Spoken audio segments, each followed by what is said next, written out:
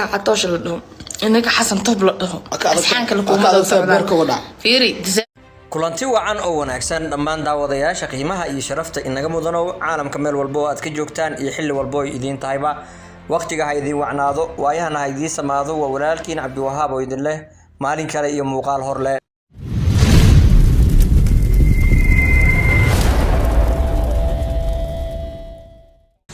aad baad ugu mahadsantihiin sida qiimaha badan ay idin la socotaan channelku garab taagantiin waan idinkaga mahad celinayaa inta dib inooga soo birtayna aad bay u mahadsan tahay fadhiyoweynta siriica dadka ku dhow lahaanshiyaha channelka boqortooyo ayaa tihiin salaan sharafeed ayaad mudantiin aad nood u mahadsantihiin inta soo socotana waynu soo dhaweyn doonaa dhammaanteen gacmaha ayaan soo qaban doonaa maanta muuqaalkeena waxaan uga hadli doonaa maslaxo oo arrinkeedii aad u qabsaday laakiin anigu waxaa inta raadinayay waxyaabaha sababta weyn aan uga dhigi lahaa ama aan u sababeyn lahaa in uu khilaafka intaan in la ega soo gaaro laakiin show meesha waxa jiraba ama la isku haystaba waa dhaqaale waxaana run ahaantii muuqaal aniga markaas soo jiitay oo xiiso geliyay kaga hadashay gabadha baryahan atriishada noqotay aadna u haysato baraha bulshada iyadoo diyaarad kaligeed ay kireysatayna waa arkaynay ilaahay qeyr ha kaaga dhigo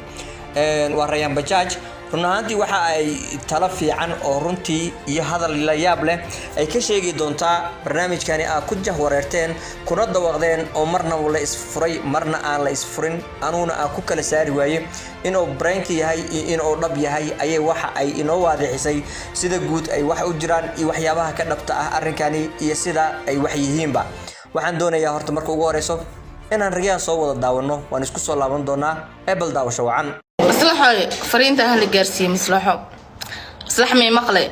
ninka Catosh la dhaho ninka Xasan Toob la dhaho asxaanka la kuumada socda fiiri December lagu jiro in November YouTube ka lacag badan ay bixiyaan inta si ku daba joogan bartaas inta ka qabatay ninka xunka labadaas alkood nag ku celi xamar sharci kama jiray بس كده حمر شرعي كم جرو والله حمر شرعي كم جرو ما كجرو يعني حكوا ذا شرعي أو بحاجرو عيال حافظة خلاص والله مرسية حبسية sida aad soo wada aragteen ama aad daawateen Rayaan waxa ay sheegtay in bisha November iyo December ba ay tahay labada bil ee YouTube-ka ugu lacagta badan yahay markaasina ay culays ka saaraan dadka YouTubers-ka ah inay barnaamijyo waxa uu doono ha noqdo sida uu doono ha u dhignaado waxa background-ka la doonana ha ka soo laabto in aan loo eegin oo kaliya loo eego in wax la soo xareeyo ama ay bishaasi ama labadaasi bilood maadaama loo arkayo inay jaanis tahay in wax walbo wax lagu qaban karo ama la sheegi karo ama la sameyn karo in la sameeyo laakiin waxa ay eedeysay laba shakhsi oo run ahaantii anigu aanan aaminsanayn mid kamid ah horta waaba iska eedeysane waa ninka Catosh laakiin Xasan Toob in badan waxaynu aragnaa in ay dadka ka sheegtaan dhibaato ka soo bilaab fartuun ilaa imaantada la taagan yahay laakiin waxyaabaha aan hubo oo aan isaga maanta aan ku difaaci karaa waxa ay tahay qof bila aadam ah ma jirto oo intuu waqti geliyay u tagay gurigeeda ka doontay soo kaxeeyay ee halkaan la yimid sida aynu wada ogeen maalintii ay maslaxa isguursanayeen Catosh waxa jirtay arrin markaasi baraha bulshada haysatay nin sheegay inuu qabo gabadhan welina aysan kala tagin sidaas darteed annaga maalintaasi dadka inta ugu badan waa loo hiiliyay markii aan u hiilinay kadibna sida aan doonaba aan ugu hiilino maynan isku dayin in aan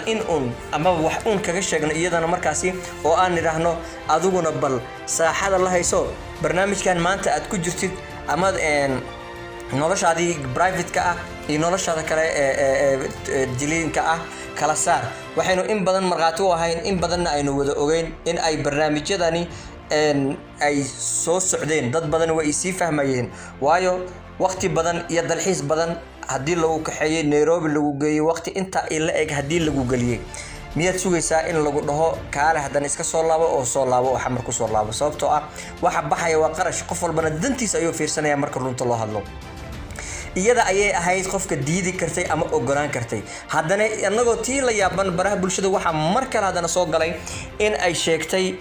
in laga hayo barnaamij ama maslaxa ay sheegtay in laga hayo video oo run ahaantii lagu handaday oo waliba qofka ku handaday qof kale ma aha waxa inoo sheegaysaa inuu ninkeeda yahay oo ugu handaday inuu barnaamijyada uu ka hayo oo dhan uu soo dhigi doono baraha bulshada oo kamid yahay waliba barnaamij oo muuqaal anshax xumo ah waa qofka ay ku tilmaamayso ninkeeda weeyaan ogaad hadaba meesha ku darsada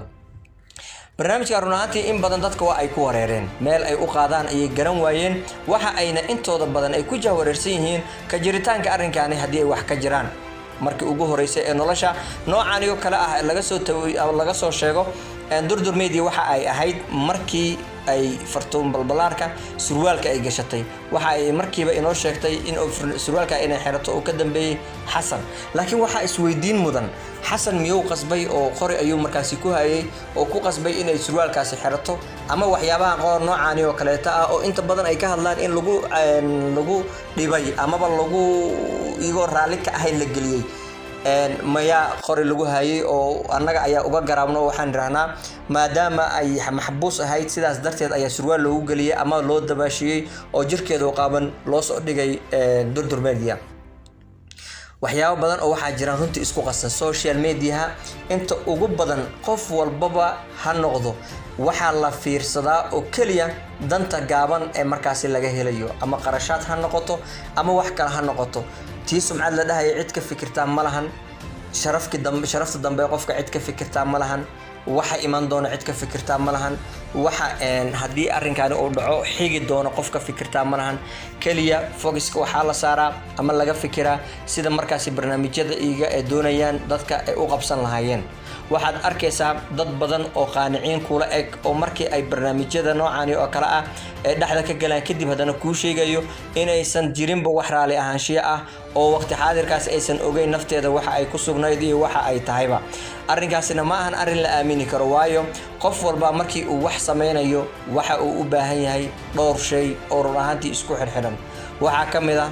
hadii laga duubayo sida muuqaalkii dabaasha oo kaleete inaad dhar soo xiratid in aad dharkaas soo xiranaysid oo noqdaa mid qaawnaan ah mid adiga hadhow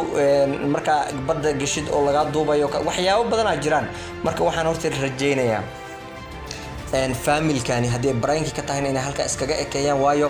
hadallo badan oo aan qurux badnayn ayaa social media laga yiraahdaa waxaana wax diiwaanka u gali doona ay noqonayaan oo runtii berito la mustaqbalka ciyaalkoodii ama waxa Ilaahay kala siiyo xanuun ku noqon doona ay noqonayaan waxaad awoodi kartaan barnaamijyo ka qurux badan xitaa markii aad aheedeen dadka wax dhadhaminayo oo magaalada marba meel aad tageyseen inta idin nacab hay idin nacbanaato oo dad ma dhici karto inay ku wada jeclaadaan laakiin sidan waa ay dhaantay hawsha waa ayna ka fiicnayd maanta ma jeceli waxyaabo badan ayaan aragnaa oo social media aan idin fiicneen waxa la hadlayaa Catoosh iyo Maslaxo waxaan idin fiicneen sharaf ahaan idinku fiicneen qof ahaan idinku fiicneen ayaan aragnaa taasina waxaan idinka leenahay iska daaya oo Ilaahay inta ka baqdaan waxa aad sameysaan waxyaabo ka kala xiiso badan hadii ay baranka idinka tahayna halka ku soo joojiya hadii ay dhabtayna inaad xal kala gaartaan isku daya waa qaba waa furay aaba mar la keenaya mar hooyo la keenaya mar ayay la keenaya social media ma ahan meel fiican hadii aad u haysataan ma ahan meel fiican mid kale waxaad naftiina u sheegtaan meeshan waa social media ma aha maxkamad oo gar lagu kala qaado noloshiina dhahda halka soo dhigtaan foolxumo un ayaad ugu tageysaan oo dad aanan idin kala qaadeenin oo idin arxameenin oo runtii iyaga markaas sida ay doonaan hawshiina u dhigayo oo daawasho un ka raadinayo marka waxaan rajaynayaa inaad mustaqbalkiina iyo mustaqbalka ciyaalkiina soo socdo insha Allah haduu Ilaahay idin siiyo inaad ka fikirtaan oo aad noloshiina wax ka badashaan ayaan rajaynayaa muuqaalkanina waxa uu idin leeyahay reer sariicad waad nala wadaagi doontaan hadii alla fikir tahay Rayaan Bajaaj hadii aad ka soo horjeedidba commentiga ayaad noogu reebi doontaa muuqaalka la gareysina share gareebid xiginta ku kulmin doonaan waxaan idinkaga sii tagay fi amaanillah